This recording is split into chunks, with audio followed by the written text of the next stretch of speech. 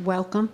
I'm Rowanna Sharovsky, head of school, and we thank you for being here. Say also a special welcome to our alumni parents. Sometimes I think that this event brings them out, and it is always good to see you and to have you here. So thank you for being here.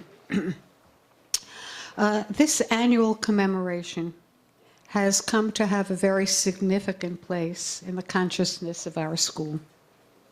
We are deeply committed to instilling in our students a deep connection both to our sacred texts and to our collective experiences, both as Jews and as members of a greater society. It is, after all, in our children, and it is only our children, who will attest to whether or not we have been successful in this endeavor. I thank you for being here, and I want to acknowledge the work that this committee has done. Each year, it seems that they take on more and more, and as time passes, they are even more committed to being certain that we have information about our families and that our children are connected to this information. Harry Uvegi has been at the helm for the last few years and has done an incredible job. So to each and every member of this group, and to Harry in particular, I thank you, and I'd like to go on with the program. Thank you, Harry.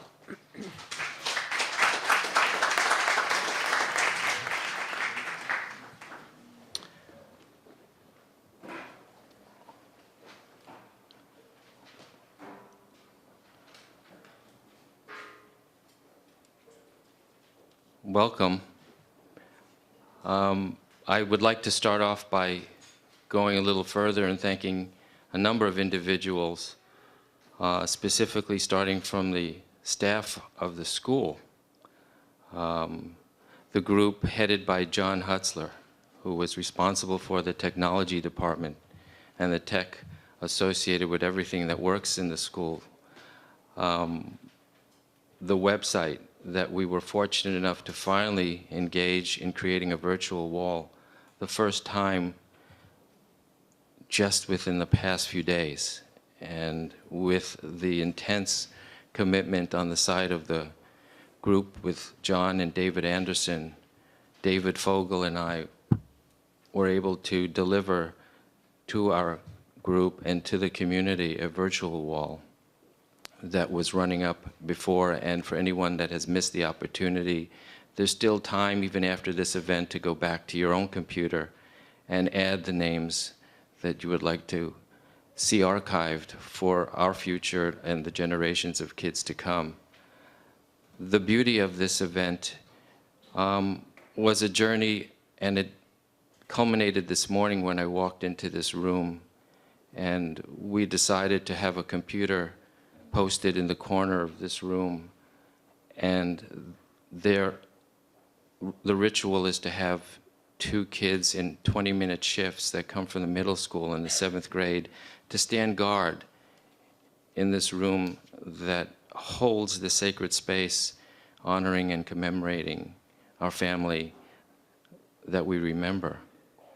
And I asked one of the kids, actually spoke with staff at the middle school, to see if we can have kids here helping to enter the names that are on that wall into the computer. And they came into this room, and I thought there would be some kind of a learning curve that I'd have to spend, David and I would have to spend time with the kids. All we did was just point to the computer, and they knew exactly what to do.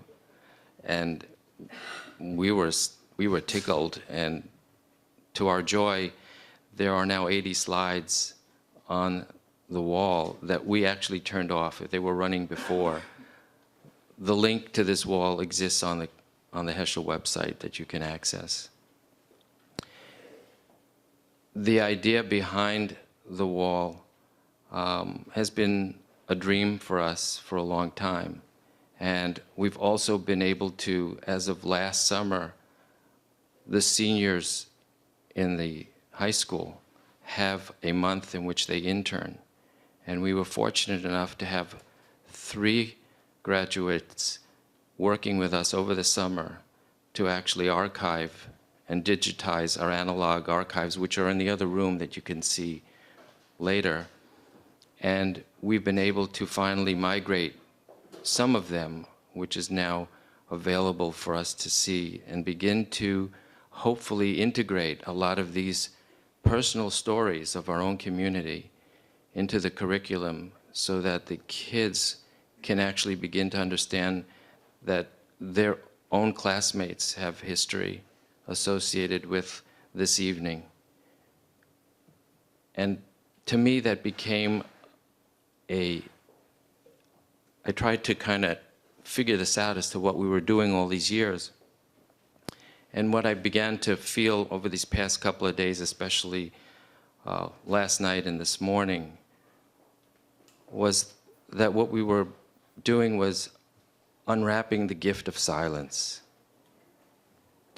And to have grown up as a child of survivors, there was so much time spent in not telling the story that when I came to this school and I came to this committee, and by the way, I was introduced to this committee by a fellow committee member, Trudy Gottesman, who just kind of said, "Come with me," and I just followed her, and here I am.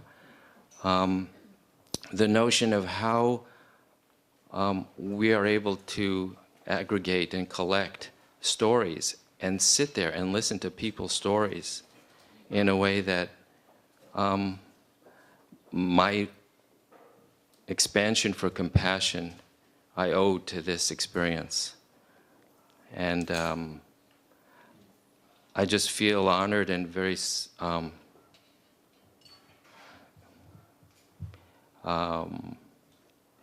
the word that best describes it is that it's opened my heart a lot more than I ever thought I could open it.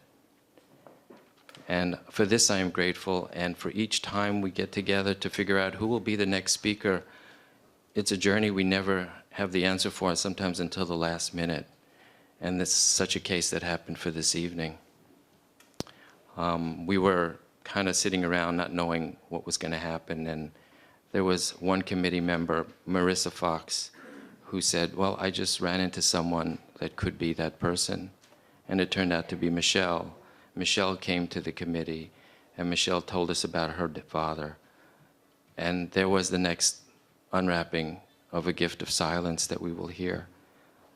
I would also like to take this moment to acknowledge another thank you for a gentleman that has been with us for the past few events, who has filmed and recorded this event. His name was Joe Friedman. Joe couldn't be here tonight, and he introduced me to a friend of his, Vic Losick, who is recording this event tonight in the back and happens to be a successful filmmaker of documentaries, and we thank him for honoring us tonight for recording this. At this point, I'd like to invite the HeShoah harmonizers, who will treat us with their voices. Adina Korn.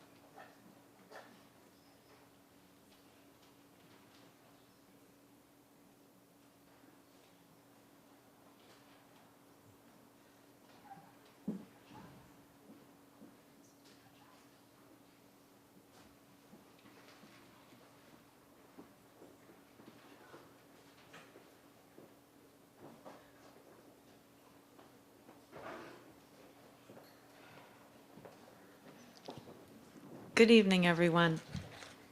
My friend Debbie kept asking me, are you okay? And I was until I saw those harmonizers. That was beautiful. That's why we're here. When I graduated college, I went for my first job interview to a coveted teaching position. And it just so happens that when I went to interview, the superintendent was in the school and came to my job interview. And he said, I want you to think about this for a minute. Take all the time you need. If you could invite anyone, someone in our past and history, present, to a party, who would you invite? I said, Joseph Singer, just like that. And he said, who's Joseph Singer? I said, my dad. And he said, he must have quite a story. And I said, he does. When I was growing up with my brother David, who's here tonight with his wife Judy, we didn't really sit down and hear the whole story. As Harry said, it was more what we didn't hear than what we heard.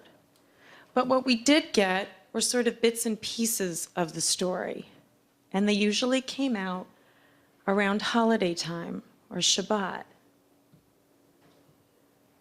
We would say, somebody would ask, so when are the holidays? Are they late? Are they early this fall?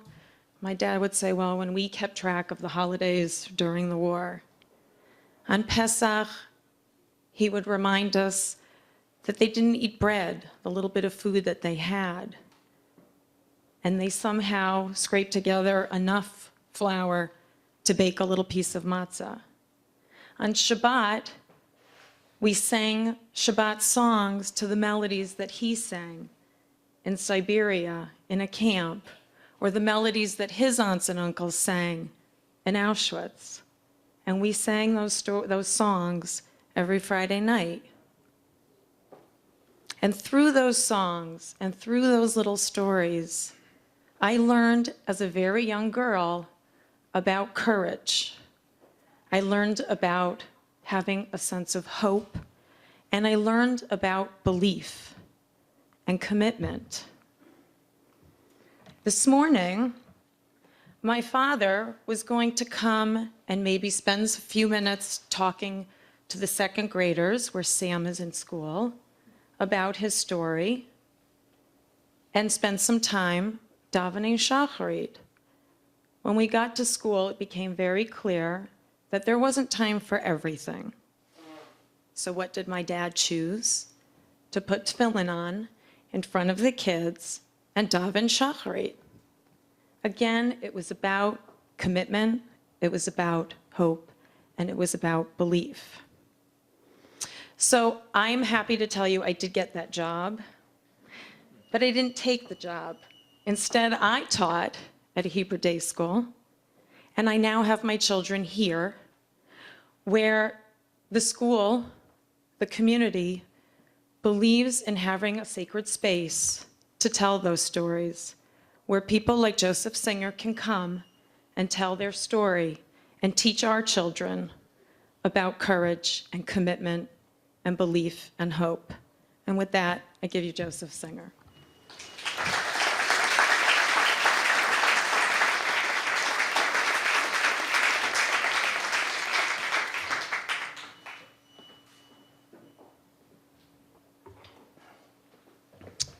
Thank you for coming. I didn't expect such an audience.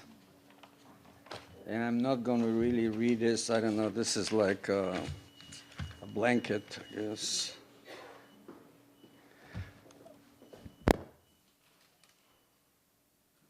Talking to it? Okay. On September 1st, 1939, the Second World War broke out. I was 5 years old, little skinny kid. I was small and skinny, and the doctor told my mother that if I don't eat, I'll die. So she was running after me with food. It wasn't a good scene. And there's a reason why I'm telling you this. Within days after the 1st of September, German planes started flying over a little town, which is a little town, Dąbrowa, not far from Tarnów. I don't know if you're familiar with the Polish map, but not even far from Krakow, which is Galicia. It's tough to explain. I always, and I never really got the story straight, what made our parents decide abruptly, pack and go, leave everything behind. So one night, my parents woke me up, told me to get dressed quickly. When I went out of the house, there were 2 wagons. The first wagon was a good size, one heavy duty, big mare attached, and even a little colt next to her. And it was at night. We left at night. The second wagon was like a Sunday wagon, where farmers used to go to church with, and the horse was smaller, younger, and happened to be the son of the mayor in front of him. There's a reason why I tell you that too. Before we started, my father took me by the hand. It was pretty dark, just me. And he said, let's go say goodbye to your grandmother.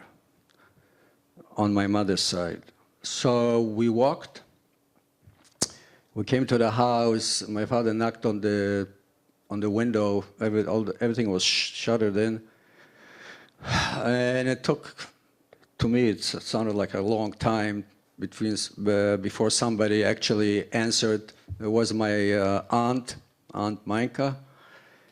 And she says, "What are you doing here?" My father said, "Well, we still have some room on the wagons. Why don't you come along, at least some of you?" And Micah said, "It's the middle of the night. Everybody is sleeping. Where are we going to go?" "No, just Forges into height." Means go, travel. And we left. We drove most of that first night, all of the next day, and then we stopped the next night at a farmer's house to sleep at that night. He was a Jewish farmer.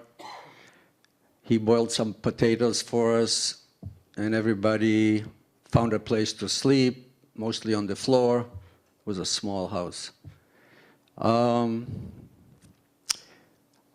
I was not sleeping. I looked around, sounded like everybody was asleep, so I got up. I sneaked into the kitchen, and I started scraping the pots where the boiled potatoes were cooked. When I looked, I guess my father didn't sleep, and he heard me get up. And when I turned around, he was standing there.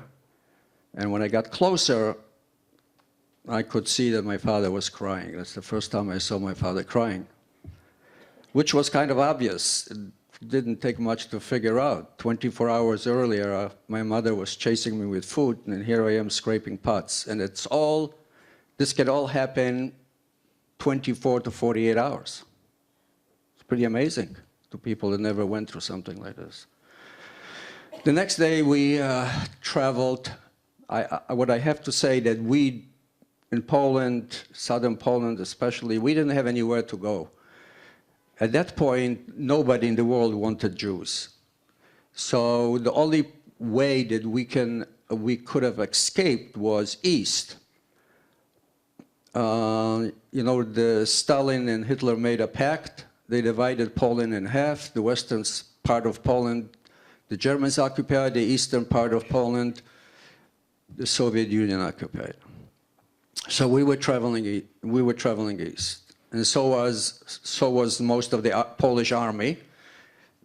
That didn't put up much of a fight, and we were traveling. It was getting busier and busier. It's a dirt road. It was not a blacktop road. We had a wheel that could have used a spare wheel that could have used a little repair, and my father decided to stop at a smith. So we were standing there, my father and I, and all of a sudden we hear diving planes and the rattle of submachine guns. So my father dropped me to the floor, he dropped to the floor, and bullets were flying all over the place.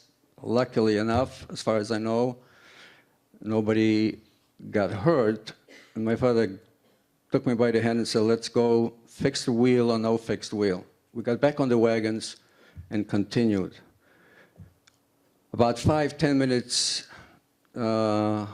later, we turned around and we saw that the Smith place was all up in flame, which means they dropped a bomb on the place and set it up. So that was close.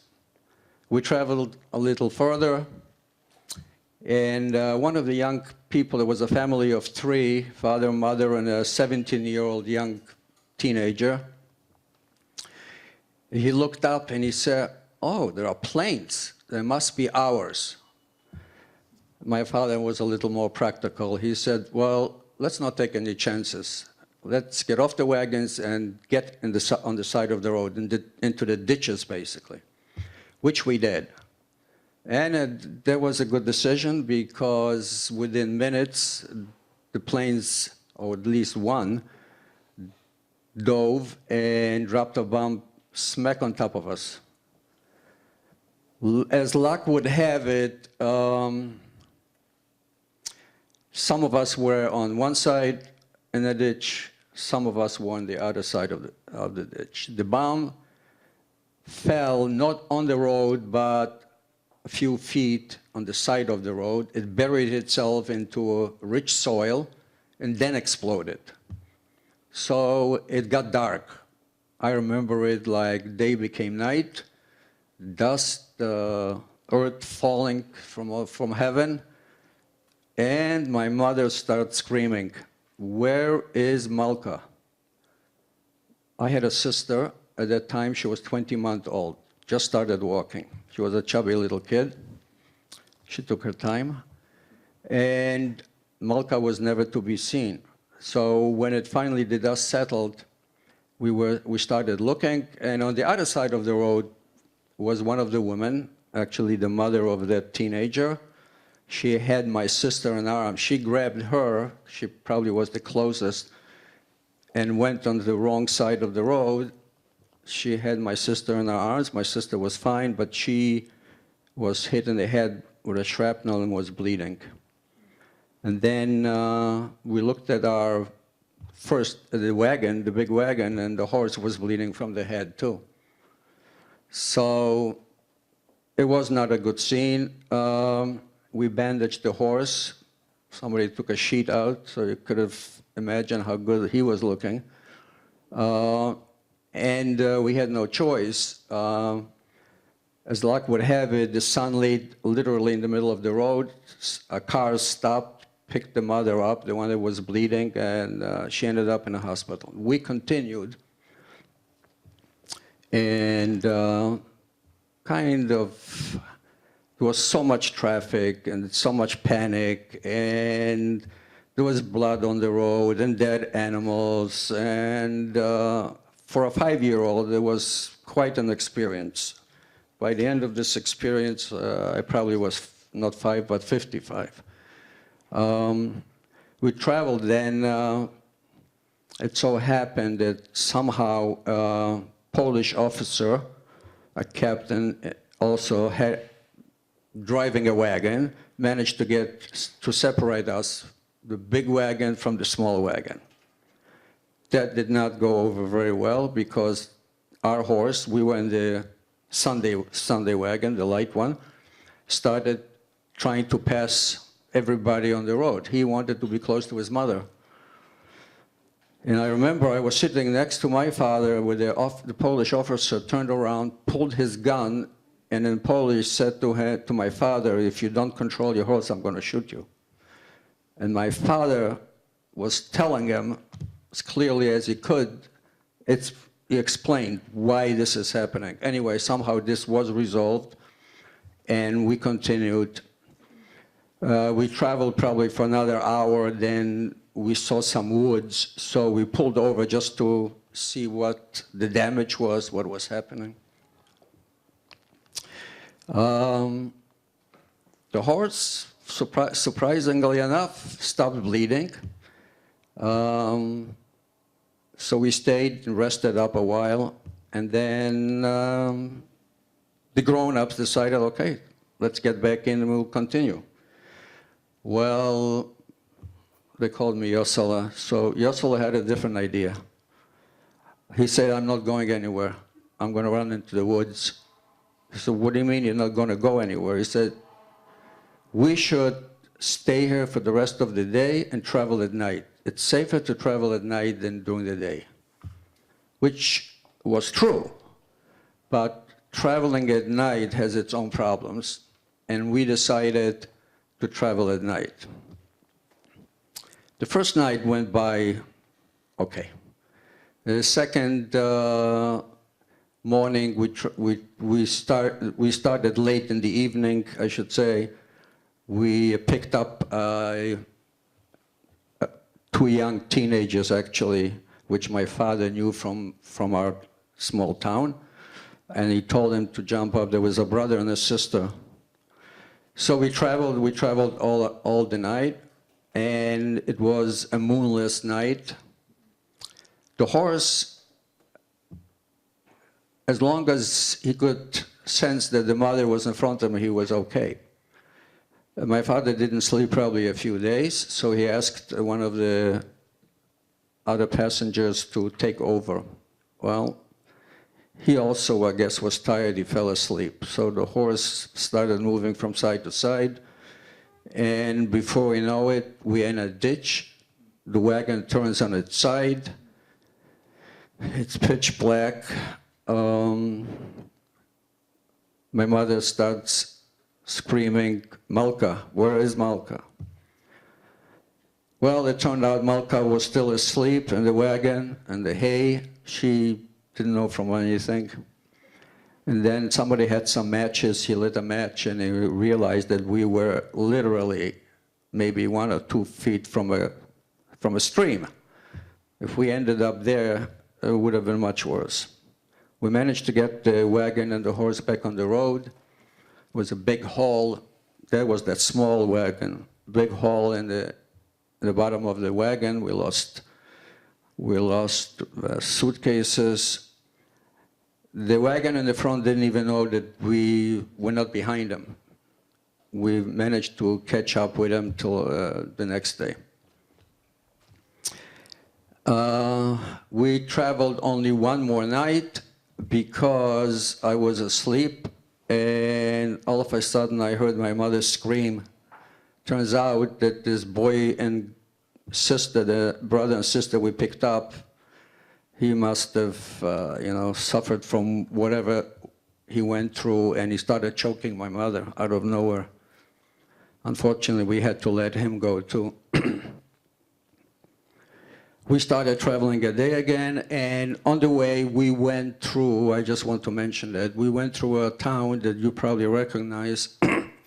It's known as the, excuse me.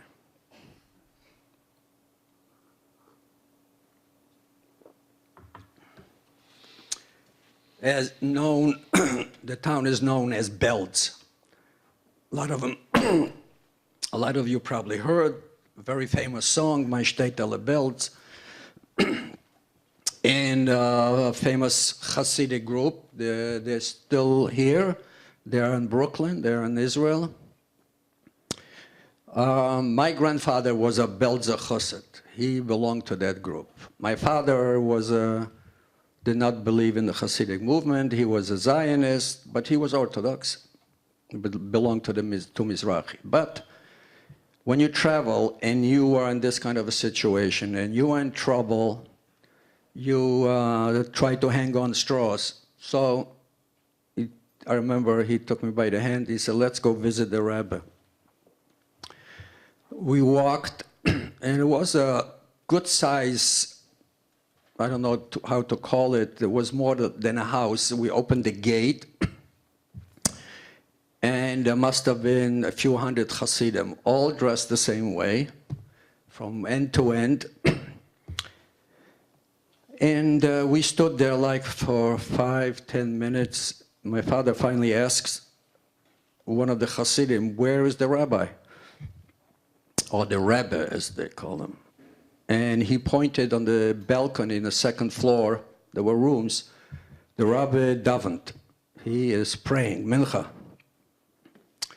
So we stood there, and he was davening and chuckling and davening and davening. Finally, my father took me by the hand and said, "Yosele, we're not going to find much out here. Let's go."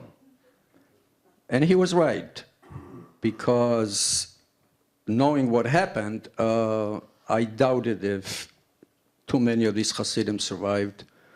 They were very not adept to do much.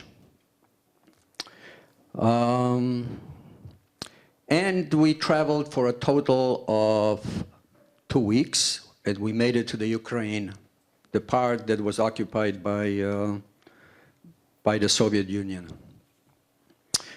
We stayed in the Ukraine for a year. By that time, I was 6.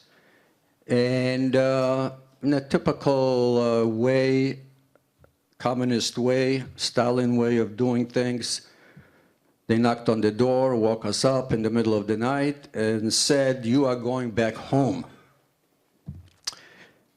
I want to tell you that actually letters that were coming from Poland at the time in the beginning, which is the end of 39 and for almost most of 1940, life under German occupation was almost normal. In our town, the SS didn't make it to yet, the Gestapo didn't make it to yet, so it was just the army that occupied the town. So the Russian soldiers told us, you're going home.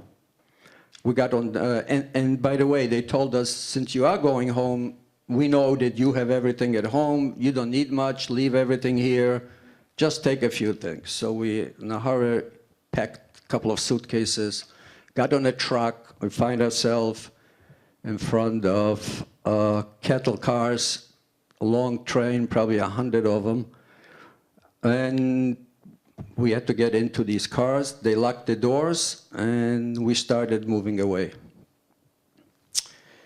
We didn't really know, even though some of us knew if you're going east or west, but in the beginning, you know, you don't know where you're going to end up. So we traveled, and somebody asked when we went through, we used to stop at some station we used to just go by. So we asked somebody that read Russian, he would look out through this little window. There were two little windows on each side and on the top, and he said the name of the station is Kipyatok. We didn't know what Kipyatok is, so we traveled another few hours.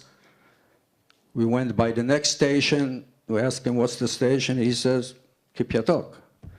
Well, after the third time, you know, we realized that Kipyatok must be something else, unless every station is called by the same name. Well, it turned out that what it was hot water, because there were a lot of people traveling. So you could, at that time, we couldn't really get out. The doors were locked, so everything was handed to us through the doors and then locked behind us. This changed once we crossed the Ural Mountains. You know, the Ural Mountains separate Asia from Europe. They separate Western Russia from Eastern Russia. On one occasion, after they opened the doors, once we passed the Ural Mountains, my father got out. We were stopped right at the station. And he was standing there looking around, and there was a high-ranking Russian officer. My father knew the ranks. And slowly, this Russian officer was kind of edging toward my father. You know, he was walking out, stopping, walking closer. And finally, when he was close enough, he asked my father, he said the word, Amcha. That was, during the Second World War, this was like a code. You said it silently, but if you were Jewish, you knew right away what it means, that he was Jewish and he was making a contact. And my father answered and said, Amcha. So he started speaking to him in Yiddish. At that time, there was still Russian Jews that spoke Yiddish pretty well. And he told him the good news that he said, I actually have bad news for you because you guys are going to Siberia. So that's how we, for the first time, found out that we're on the way to Siberia. This ended up to be a 5-week trip. You can imagine that we were not exactly cleared for high-speed travel. That's why it took 5 weeks. But we crossed, you know, from Moscow, let's say, all the way to Vladivostok, which is on the Pacific, is probably close to 10,000 miles. Russia is huge.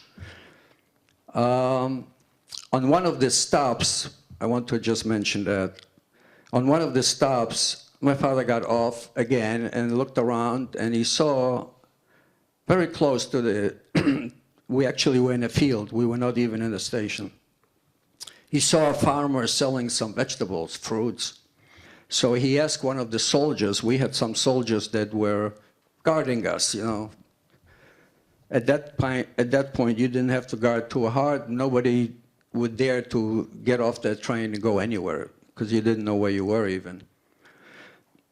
So my father went over there, and then he looked around, and he see the train starts going. He realized what's happening. He dropped everything, and he started running after the train. A soldier in the caboose, there were a couple of soldiers that realized what was going on, that my father wanted to get back on the train because he was one of the passengers. So he took the gun and was shooting in the direction of the locomotive. And luckily enough, the engineer, the driver, whatever you call him, did hear it. And he stopped the train, and my father jumped off into the caboose, and the train restarted. However, my mother and the two of us didn't know what happened. All we knew that my father was not with us. My mother, this was quite a sight, and everything is, in detail. There's certain things I can remember in such detail, it's sometimes scary, full color. My mother was hysterical. My little sister, of course, she was only 2.5 years old, was crying, and I was crying. And that was going on like for 2 hours till the train stopped. My father showed up. It was like a miracle. We ended up traveling, like I said, for 5 weeks, not far from Vladivostok, which is already the end of the line. We got off, they put us on trucks, and we headed north for about 3-4 days. Unloaded us into a small compound made up of some barracks. And we got off. Some of us found place in some barracks. There's 2 families. We were in the smallest of the barracks, only 2 families. It was very small. And they told us, the Russian told us, you better hurry up and build those few barracks that we need, help whoever knows how to help do it, because the winter starts quickly. It's not something like you have a fall for 2 months. Sure enough, they also told us to not go too deeply into the woods, collect all kind of berries. They keep very well in Siberia. You don't need a refrigerator. And nuts, whatever. Some people knew what to do. We did that, and some people started complaining to the Russians, we don't know how to do this, we don't have that. They had a saying in Russian, I don't know, some of you that speak Russians, they said, "Привыкнешь. Ну как не привыкнешь, то сдохнешь." Which means, loosely translated, you get used to it. If you don't get used to it, you'll die like a dog. So we didn't have to ask any more questions. It was obvious. And one woman went to collect the berries, like I remember pretty much everybody did, and never showed up. Got lost into the woods. And just like they predicted, within days, weeks, I don't remember, it got cold. And the first snow in Siberia, I don't know if this is true everywhere, but was the biggest snow. It literally buried us. Halfway to the doors, you could hardly make it out. You had to build tunnels to get around from place to place. Temperatures dropped. The average was like -40, -50. On a nice day, surprisingly, on a nice day when there is no wind at all, I remember playing outside. I don't know where my mother found clothes to put on me, but I remember children, there were a few children, we played outside. when there is a wind, it's deadly. Because the men used to go to work, cut trees, and then one day they left in the morning, it was quiet. When they came back, it started to be windy, and they lost noses and, you know, extremities. It was terrible. So it's a very dangerous kind of a climate. I'm going to run out of time. And the woman was lost. One anecdote I want to describe because it always stayed with me. My father was a sickly man. He got sick. They sent him to a small hospital in the nearby town. We were in Aldan, on the Aldan River, which was, they were actually mining for gold. He was in the hospital, there's a few days. He used to tell me how he put on tefillin. He would cover himself with a blanket, make believe like, you know, he's sleeping or whatever, and put on tefillin. Because surprisingly enough, even out there, there was enough anti-Semitism. He wasn't very comfortable.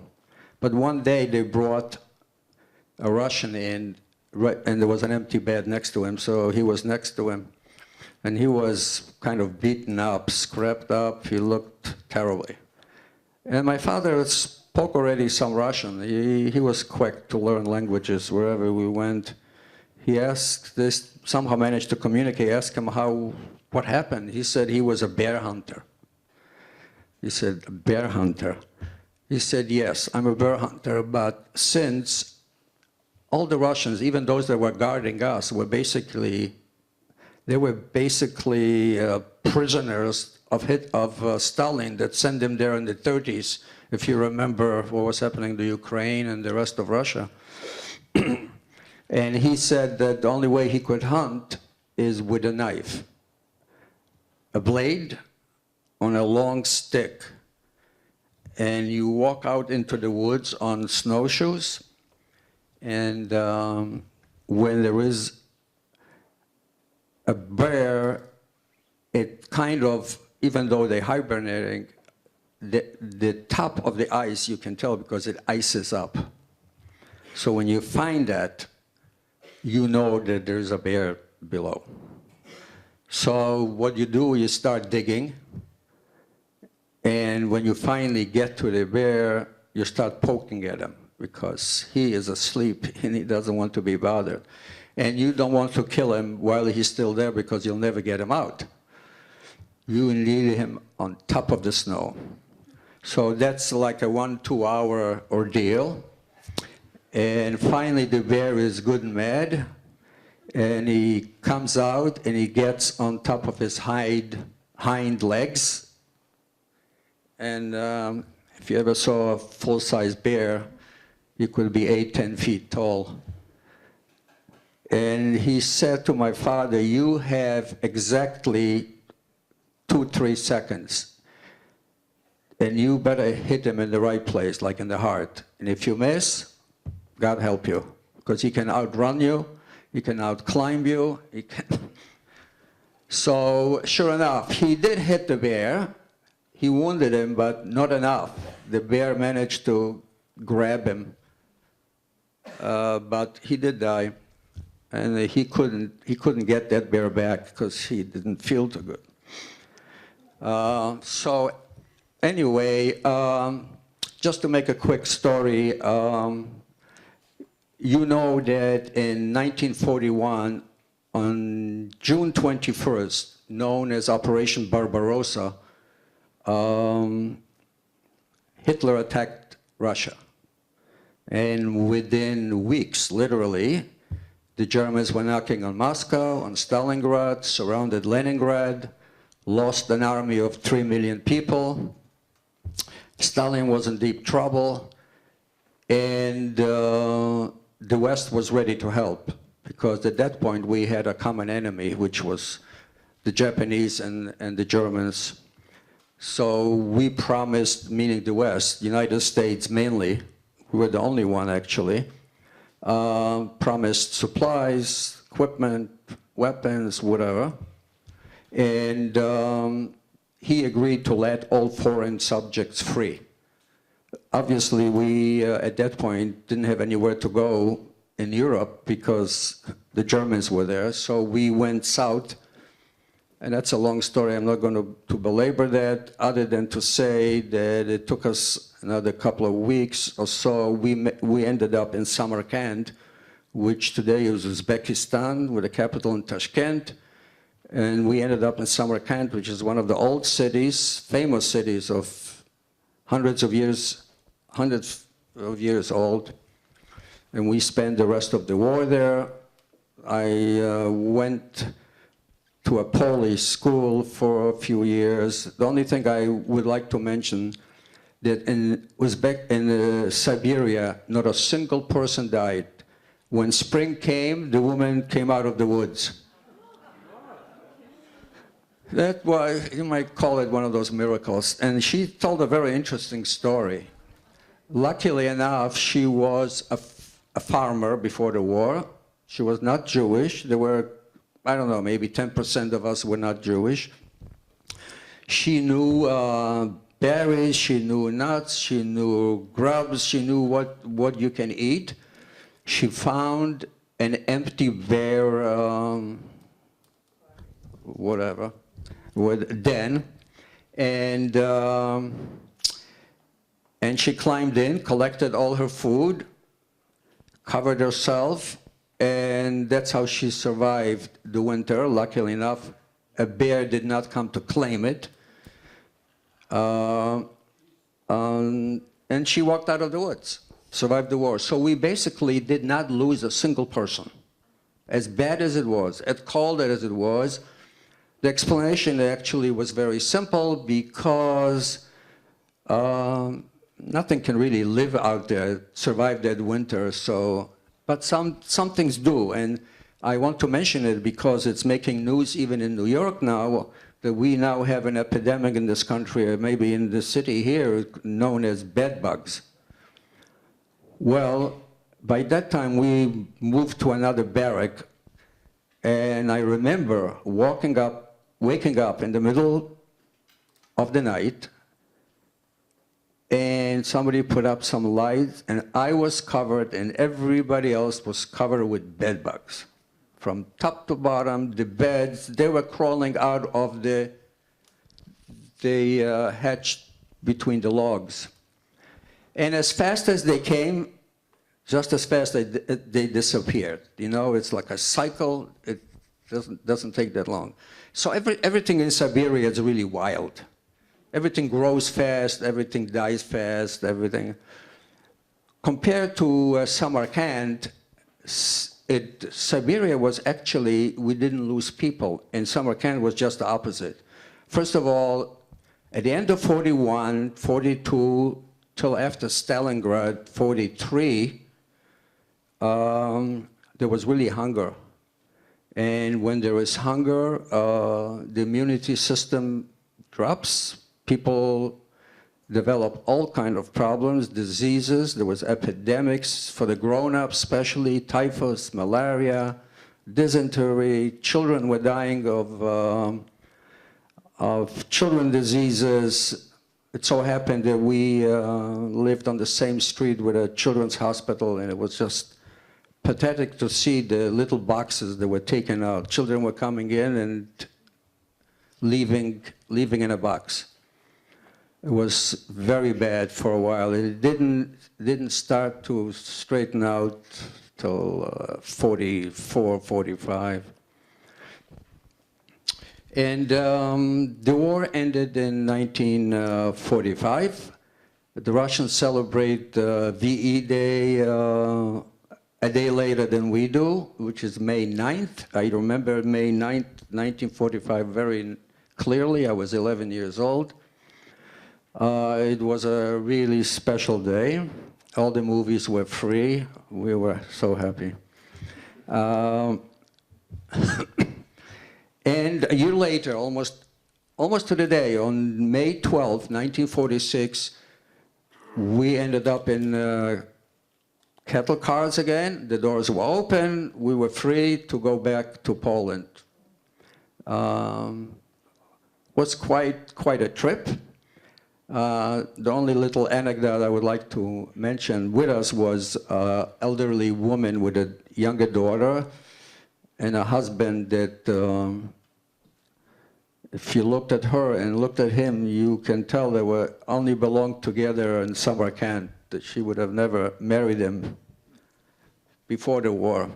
And they had a little dog that literally survived the hunger, survived. They hardly made, and she married this man only because he could provide.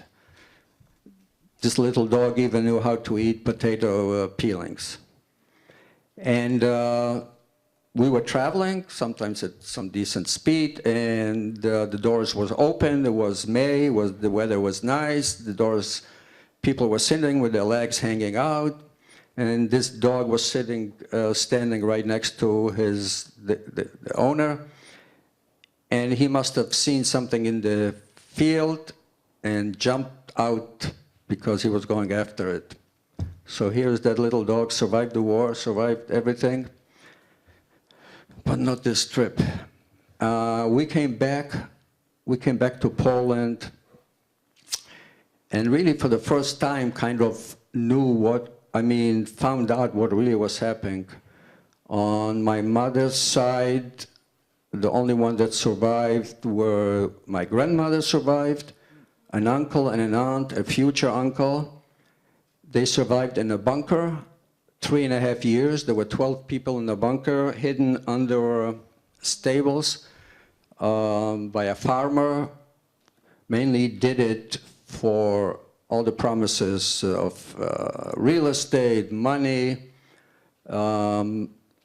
My uncle was lucky. He had an aunt, a rich aunt in the United States that came to visit and left him literally a little bag of $20 gold eagles. I don't know if any of you saw one before.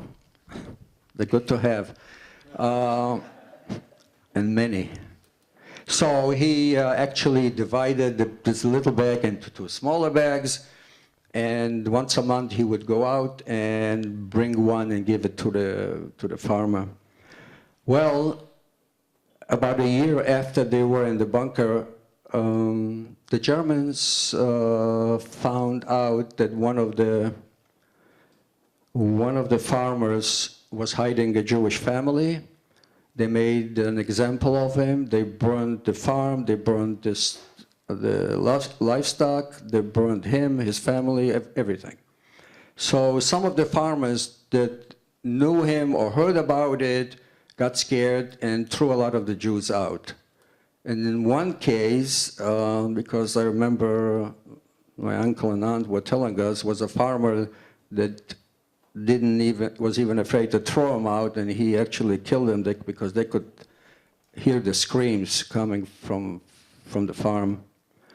So everybody in this bunker was thrown out. Luckily enough, it was like June, summer, or July. It was warm enough. The wheat was growing. It was high enough, so they were hiding in the wheat fields. And 2 weeks later, everything quieted down, and he decided to take him again. He liked the money. He was willing to take the chance, and he took him in. I had an uncle which was only 10 years older than I was when the war broke out, so he was 15-year-old, a kid. He was in the bunker with his older sister that was a very young woman, probably of 21, 22, because I remember the year before, at age 4, I was at her wedding. And they decided not to go back into the bunker. They said, we cannot live like this. They went to the ghetto, and we never heard from them.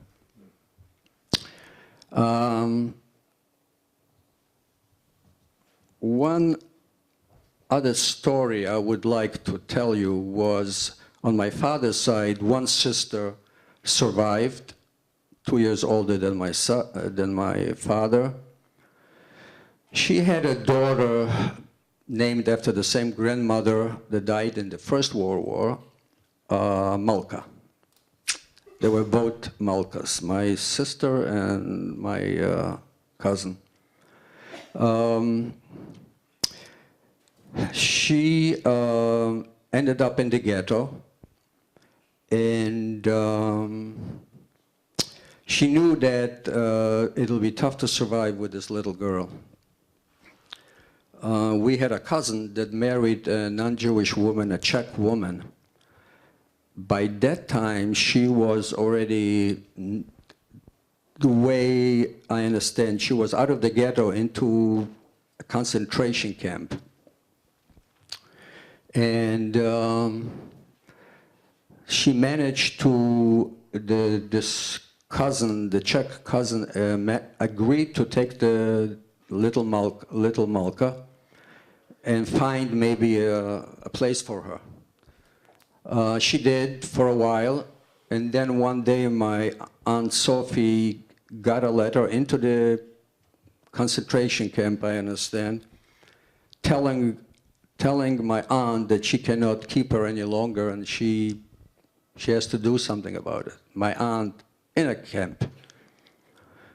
And I guess to get into a camp was easier than to get out, because this little Malkale, which at the time was probably 4 or 5 years old,